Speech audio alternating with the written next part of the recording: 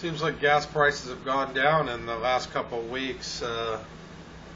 September 22nd today went down at least 8 or 9%. You're not going to notice this at the pump, and you're not going to notice a big drop in gas prices. And yeah, we're getting gouged at the pump, but the fact is the main factor in the dollar per barrel ratio and what we're paying is the fact that our money, the United States, isn't worth a darn anymore. In fact, since the last round of quantitative easing, which just happened in the last couple of weeks, the dollar is going to continue to drop and look for massive inflation coming up in the not too distant future.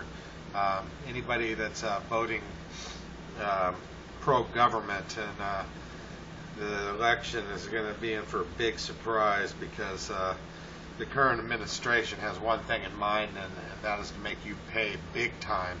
You're going to pay for energy like you've never paid before. You're going to pay for every breath you breathe. You're going to be paying Barack Obama and Al Gore via the Chicago Climate Exchange. You need to look these things up, folks. You need to know exactly what's going on beyond the rhetoric. Am I a big Romney fan? No, not at all. I'm not jumping up and down for Romney at all, but I'll tell you what, I can understand what it is to look up and make your own decision, and look at all media sources and find out who's really telling the truth. And the fact is, as long as the government's in control of our lives, our freedoms are going to gradually disappear.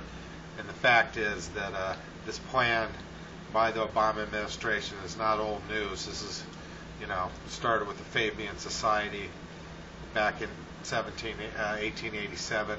Obviously, it started before that, but the goal of the Fabian Society was to gradually, nudge the United States into socialist / Marxist society, take over without one bullet being fired, without anybody getting killed. So if you want to put politics on the back burner and start thinking about what freedom is, and being able to be the best you can be personally, not a collective thing where we're all in this together and one person's bad, we're all bad. It's a individual salvation in this world that you need to be focused on. And if we're not going to get owned by every other country, we're going to have to start thinking about individual salvation and taking care of yourself, helping each other, but everybody's got to take care of themselves, and that's the way it's got to be.